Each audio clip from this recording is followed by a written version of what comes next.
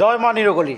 আবারও চলে এলাম মায়ের মন্দিরে আমাদের মায়ের একনিষ্ঠ ভক্ত অনির কাছে। অনি ঢাক বাজিয়ে আপনাদেরকে শোনাবেন।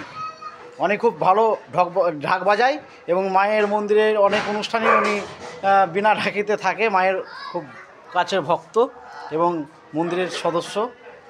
উনি ঢাক বাজায়। নমস্কার, জয় মা নিরকলি।